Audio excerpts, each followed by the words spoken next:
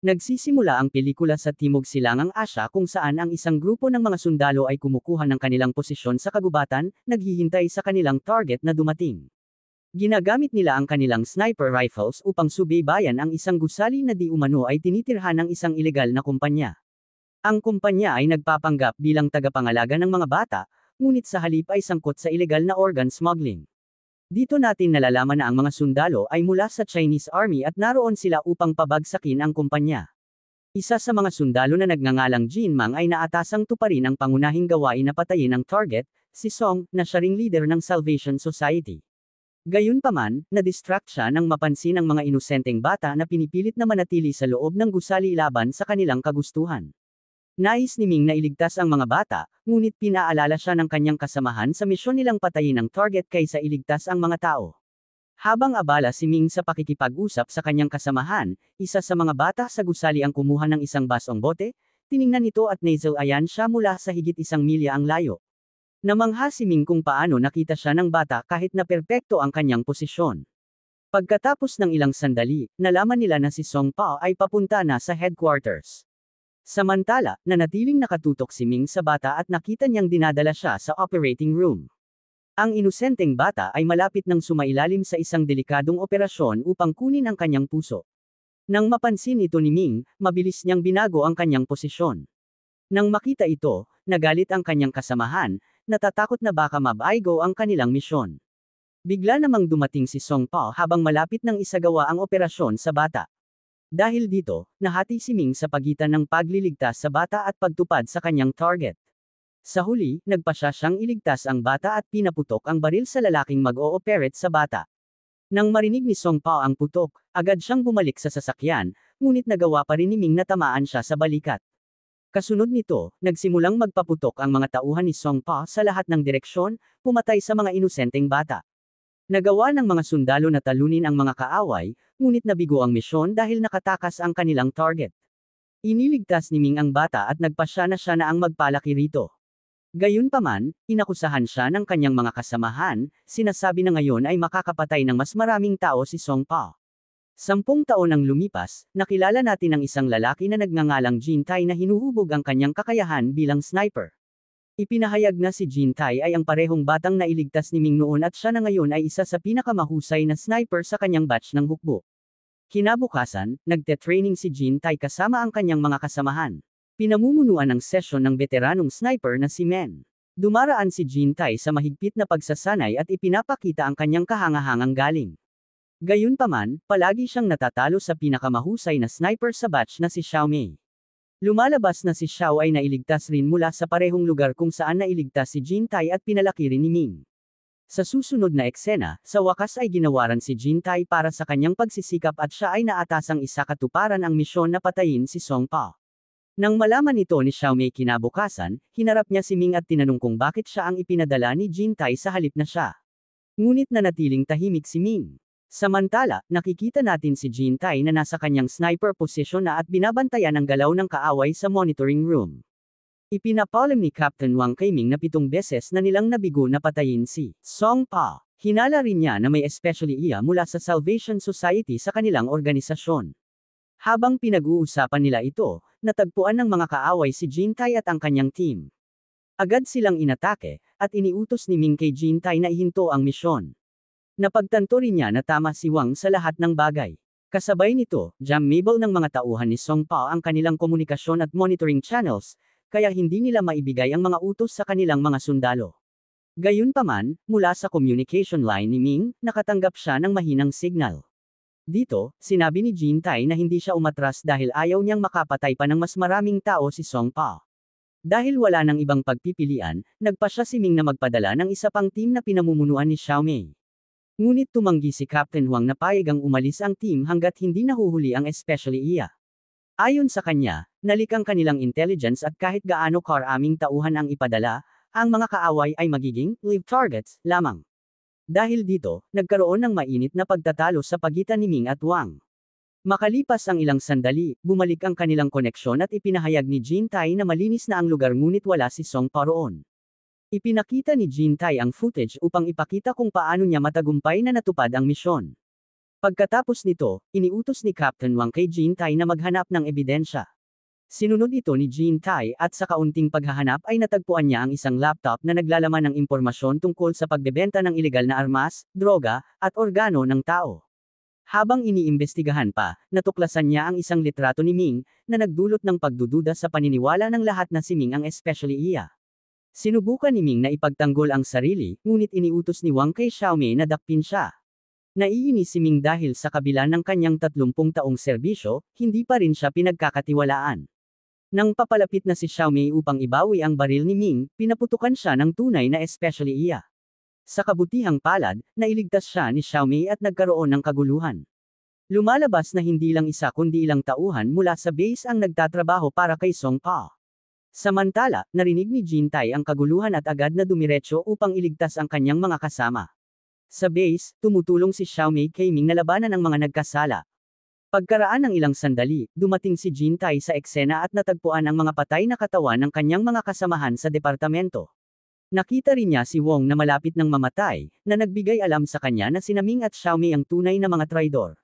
Nang marinig ito, nagulat si Jin Tai, ngunit bago pa siya makagawa ng aksyon, itinutok ni Ming ang baril sa kanya.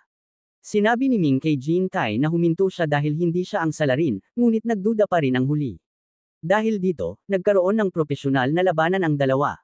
Ilang sandali matapos nito, sumali si Xiaomei sa aksyon. Nang barilin siya ni Jin Tai, pumagitna si Ming at nataman siya sa halip. Samantala, dumating si Song Pa sa base ng hukbo at winasak ang gusali gamit ang bazooka. Lumipat sa 8 taon ang nakalipas, nakikita natin si Jin Tai na ngayoy mahirap matapos mab-aigo sa misyon niyang patayin si Song Pa.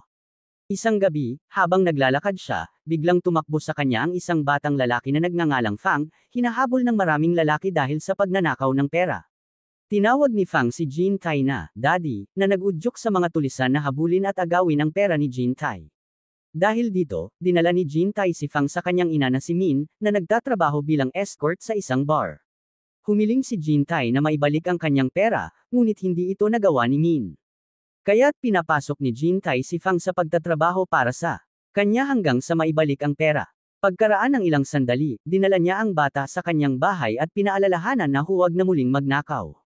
Kinabukasan, sinimulan ni Jin Tai at Fang ang trabaho ng pagkolekta ng mga gamit, pag-aayos, at muling pagbebenta. Pinapaaral din niya ang bata na magbasa at magsulat tulad ng ibang bata. Ilang araw ang lumipas, bumisita si Min sa bahay ni Jin Tai upang makita ang kanyang anak. Natutuwa siya na nag-aaral ang anak, ngunit nang makita ni Fang ang pasa sa mata ng kanyang ina, napagtanto niyang binugbog ito ng kanyang mga customer. Humiram si Fang ng pera kay Jin Tai at ibinigay ito sa kanyang ina upang makapagpahinga ng ilang araw. Makalipas ang ilang sandali, habang kumakain sina Jin Tai at Min, ibinunyag ni Min na pinilit siyang pumasok sa propsyong iyon upang maalagaan ang anak. Samantala, natuklasan ni Fang ang isang lihim na kahon sa silid ni Jin Tai at binuksan ito. Napansin niya ang isang nakamamatay na sniper rifle, ngunit bago niya pa ito masuri, dumating si Jin Tai at isinara ang kahon. Naghinala si Fang na si Jin Tai ay isang mamamatay tao o pulis, isang butcher o baboy, ngunit hindi sumagot si Jin Tai. Sa susunod na eksena, nakikita natin ang isang matandang lalaki na kumakain sa isang marangyang silid, siya pala si Ming. Pagkatapos, lumapit si Xiaomei at ipinabatid na nakahanap sila ng tao na tugma ang dugo sa kay Ming. Lumipat sa 8 taon na ang nakalipas sa flashback, dinala ni Xiaomei si Ming sa doktor matapos siyang tamaan ng bala. Nakaligtas si Ming, ngunit ayon sa doktor, kritikal ang kanyang sugat at kailangan niya ng heart transplant tuwing 3 hanggang 5 taon. Sinabi rin ng doktor na bihira ang dugo ni Ming, kaya mahirap siyang mabuhay. Pumasok si Song Pa sa operating room at ibinunyag na palaging alaga ni Ming ang kanyang kay Song Pa. Nang marinig ito ni Xiaomei, naisip niyang barilin si Ming ngunit naalala niya nang iniligtas siya ni Ming, kaya nagdalawang isip siya. Kasabay nito, nakabawi ng malay si Ming at pinayuhan si Xiaomei na gumawa ng sariling desisyon. Pagkatapos ng kaunting pag-iisip, nagpasya si Xiaomei na patayin si Song Pa, ngunit nataman ang kanyang binti ng mga tauhan ni Song Pa. Nang halos mawalan ng pag-asa, dumating si Long at pinatay ang lahat ng tauhan ni Song Pa gamit ang kanyang nakamamatay na galaw. Pagkatapos nito, pinangasiwaan ni Ming ang negosyo ni Song Pa kasama sina Xiaomei at Long bilang kanyang mga katuwang. Sa kasalukuyan, bumalik si Fang na may daladalang pagkain, inumin, at pera. Inakala ni Jin Tai na nanakaw uli ng pera si Fang, kaya pinarusahan niya ang bata at pinalayas.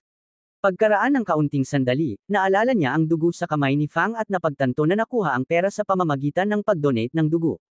Tumulak siya kay Fang upang pigilan ito, ngunit dinukot ng mga tauhan ni Long ang bata. Sinubukan ni Jean Tai na iligtas si Fang ngunit nabigo. Dumiretso siya sa blood center at nahanap ang data ni Fang. Pinagpalo rin niya ang doktor upang makakuha ng impormasyon at nalaman na ang dugo ay ipinapadala sa World Rescue Organization. Sa susunod na eksena, pumasok si Jean Tai sa organisasyon bilang staff at natuklasan ng maraming patay, maliban kay Fang. Biglang nilapitan siya ng lab doctor at pinainiksyon ng sedative. Nang lumingon si Jean Tai, naalala niya na siya ang doktor na malapit nang mag-operate sa kanya noon. Galit, pinagsasaktan niya ang doktor at pinilit na ibunyag ang lokasyon ni Fang, ngunit pinatay ni Xiaomei ang doktor mula sa ibang gusali gamit ang sniper. Ligtas si Jean Tai at nakatakas sa silid, ngunit hinarap siya ni Long at mga tauhan nito. Pinatay ni Jean Tai ang ilang tauhan at nakaharap si Long. Nagkaroon sila ng propesyonal at mabagsik na labanan, ngunit nang hamina ang katawan ni Jean Tai dahil sa sedative, nahulog siya mula sa itaas na palapag. Sa kabila nito, nakauwi siya at ginamo ni Min ang kanyang mga sugat. Labis na nalungkot si Min sa pagkakadukot kay Fang, ngunit pinanggako ni Jean Tai na maibabalik ang kanyang anak. Magsuot siya ng uniforme ng sundalo at naghanda para sa digmaan. Gamit ang tulong ng kanyang mga tauhan, nakuha niya si Long at pinutukan sa braso mula sa higit 1 milyang layo. Hinabol niya si Long at natagpuan ang lugar kung saan nakapiit ang maraming bata. Pinatay ni Jean Tai si Long sa harap ng computer operator at iniutos na ihak ang World Rescue Organization. Nang malaman ni Xiaomei ang breach, tinawagan niya si Jean Tai at sinubukan itong suhulan, ngunit tumanggi ito. Nag-alok si Jean Tai ng kasunduan, ibibigay ang data kapalit ni Fang. Dahil wala nang ibang pagpipilian, pumayag si Xiaomei at nagtakda ng pagkikita sa East City Building ng hating gabi. Pagdating sa lugar, nakakita si Xiaomei ng isang babae na kinuha si Fang. Galit, pinaputukan niya ang dalawa at binalaan si Jean Tai na magpakita. Nang hindi lumabas si Jean Tai, iniutos ni Xiaomei sa kanyang mga tauhan na patayin si Min, ngunit huwag saktan si Fang dahil kailangan ang kanyang puso. Napalibutan ng mga kaaway ang mag-ina, ngunit pinatay ni Jean Tai lahat mula sa malayo. Nagsimula ang sniper battle ni Xiaomei at Jean Tai habang sinusubukang tumakas ni Fang at Min. Nasakot ni Xiaomei si Min at itinali sa upuan bilang panangga. Sa oras na nauubos, pumili si Jean Tai ng malinaw na posisyon at nagtutok silang pareho. Binabaril ni Xiaomei ang dibdib ni Jean Tai, habang pinutok niya ang paa ng upuan, kaya nahulog si Xiaomei sa gusali at namatay. Nakaligtas si Jean Tai dahil sa body armor. Iniutos niya kay Min na tumakas, ngunit biglang lumitaw si Ming at pinatay si Xiaomei. Nang marating ni Jean Tai ang lugar, saksi na lamang siya sa pagkuha ni Ming kay Fang. Dumating si Ming sa tirahan at inihanda ang heart transplant, ngunit pinutukan ni Jean Tai sa bulletproof glass ng gusali. Nag-deploy si Ming ng 3 sniper at iniutos sa iba na bantayan ang gusali. Pinagmamasdan niya ang mga putok, ngunit nil ito ni Jean Tai gamit ang remote control shots. Bilang pinakamahusay na sniper, pinatay ni Jean Tai ang 3 sniper isa-isa. Pumasok siya sa gusali at pinatay ang lahat ng tauhan ni Ming. Nakaharap niya si Ming, ngunit sa halip na patayin, inalis niya ang armor at pinuntahan si Fang. Nang magtangkang barilin ni Ming si Jean Tai mula sa likod, hindi ito lumaban. Tinanong ni Ming kung bakit tinutulungan niya ang bata, at tinanong naman ni Jean Tai kung bakit iniligtas siya noon ni Ming. Naiwan si Ming na walang masabi at hindi niya mapaputok ang sariling anak. Umalis si Jean Tai kasama si Fang. Sumuko si Ming sa sakit sa puso at namatay. Sa huling eksena, nakikita si Jean Tai na inihahatid si Fang sa paaralan. Ngayon, tinatawag siya ng bata na, Dad, o Snipe Daddy. Mag-subscribe para sa higit pang mga video tulad nito, i-on ang notifications, at mag-iwan ng like upang suportahan ang channel. Salamat sa panunood.